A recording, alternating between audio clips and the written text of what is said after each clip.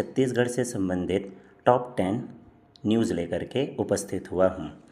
देखते हैं कि क्या कुछ खास है 14 जुलाई 2026 में छत्तीसगढ़ के समाचारों को लेकर के। इसके अंतर्गत मेरी ओर से आप सभी के लिए पहला समाचार, बालोद का जन भागीदारी मॉडल देश में चमका। जल संरक्षण की दिशा में छत्तीसगढ़ के बालोद जिले ने राष्ट्रीय स्तर पर बड़ी उपलब्धि हासिल की है। प्रधानमंत्री नरेंद्र मोदी के कैच द रेन अभियान के तहत बालोद ने जल संचय जन भागीदारी JSJB 2.0 में उत्कृष्ट कार्य करते हुए देश में तीसरा और पूर्वी क्षेत्र में प्रथम स्थान प्राप्त किया है। इस सफलता के लिए राष्ट्रपति द्वारा बालोद को सम्मानित किया गया है। गर्व का विषय है कि जिला बालोद राष्ट्रपति के द्वारा सम्मानित किया गया। हमारे इसी तारतम्य में दूसरा समाचार क्या कहता है। दूसरा समाचार है प्रयास आवासीय स्कूलों में प्रवेश। सत्र 2026-27 रायपुर के प्रयास आवासीय विद्यालयों में कक्षा 11वीं के लिए लेटरल एंट्री प्रवेश परीक्षा की योग्य और अयोग्य छात्रों की अंतिम समीक्षा सूचियां आज जारी कर दी गईं। अनुसूचित जाति, अनुसूचित जनजाति और अन्य पिछड़ा वर्ग OBC के छात्र रायपुर जिला प्रशासन के आधिकारिक पोर्टल पर इसे देख सकते हैं। ये एक बेहतरीन न्यूज़ है उन विद्यार्थियों के लिए जो प्रयास आवासीय स्कूलों में प्रवेश पाना चाहते हैं। इसी क्रम में हमारा तीसरा समाचार है भारी बारिश और आकाशीय बिजली का अलर्ट। ये बहुत ही महत्वपूर्ण न्यूज़ है। भारतीय मौसम विज्ञान विभाग ने आज 14 जुलाई से 17 जुलाई के बीच छत्तीसगढ़ के कई हिस्सों में भारी बारिश के साथ साथ तेज हवाओं 40 से 50 किलोमीटर प्रति घंटे और आकाशीय बिजली गिरने की चेतावनी जारी की है। कृषि विभाग ने किसानों को खेतों में काम करते समय विशेष सावधानी बरतने की सलाह भी दी है। ये महत्वपूर्ण न्यूज़ है जो कि आकाशीय बिजली गिरने की चेतावनी देती है। इसी क्रम में हमारा चौथा न्यूज़ कहता है कि नए सरकारी नर्सिंग कॉलेजों में संविदा भर्ती प्रक्रिया तेज कर दी गई है। छत्तीसगढ़ चिकित्सा शिक्षा आयुक्तालय DME द्वारा राज्य के नवनिर्मित शासकीय नर्सिंग महाविद्यालयों में प्राध्यापक, सह प्राध्यापक और ट्यूटर के पदों के लिए काउंसलिंग और दस्तावेज सत्यापन की अंतिम तिथियां बढ़ा दी गई हैं। पात्र और अपात्र उम्मीदवारों की नई प्रोविजनल लिस्ट पोर्टल पर लाइव कर दी गई है ताकि शिक्षकों की स्थिति और रिक्त पदों को पूर्ण किया जा सके संविदा भर्ती के माध्यम से। ध्यान देंगे ये एक संविदा भर्ती है। चलते हैं अपने पाँचवें समाचार की ओर। पाँचवा समाचार कहता है सरकारी इंजीनियरिंग कॉलेजों GEC का हुआ नामकरण। छत्तीसगढ़ तकनीकी शिक्षा विभाग की इंजीनियरिंग BTech राउंड 1 की अलॉटमेंट लिस्ट के साथ एक बड़ा बदलाव सामने आया है।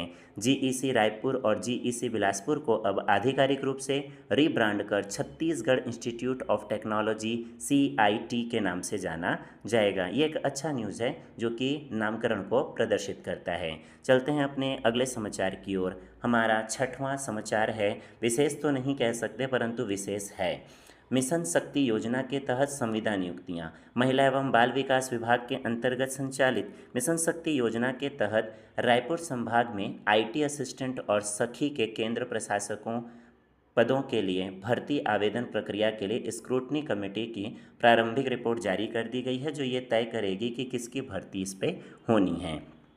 चलते हैं अपने अगले समाचार सातवें समाचार की ओर। सातवां समाचार शहीद वीर नारायण सिंह आयुष्मान स्वास्थ्य सहायता योजना का विस्तार।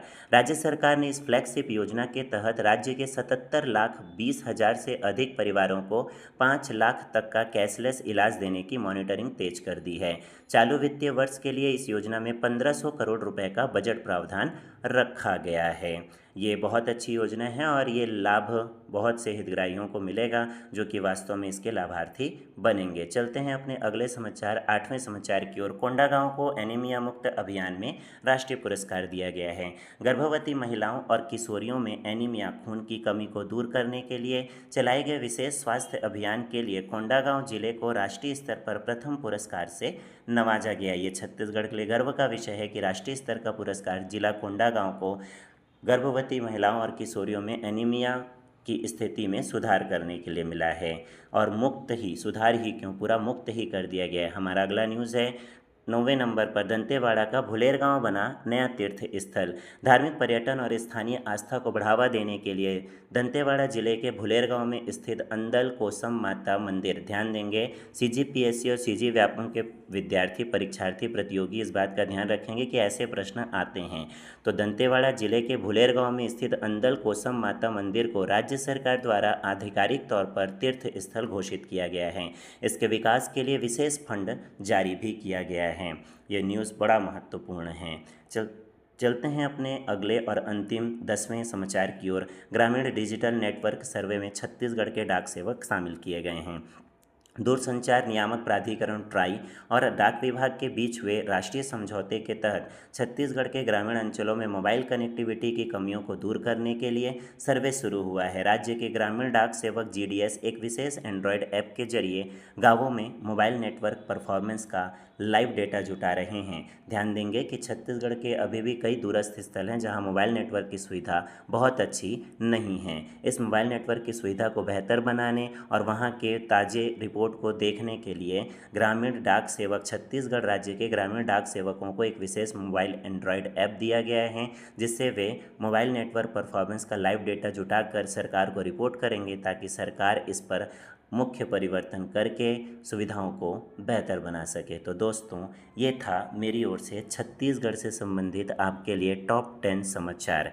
ऐसे ही समाचारों को प्राप्त करने के लिए जुड़े रहिए मेरे साथ मेरे चैनल पर। मेरे चैनल को लाइक, सब्सक्राइब और शेयर ज़रूर करें। अगले वीडियो पर हम देखेंगे इन्हीं समाचारों से जुड़े कुछ विशेष एमसीक्यू, ताकि हम अपनी परीक्षा के लिए बेहतर से बेहतर बन सकें।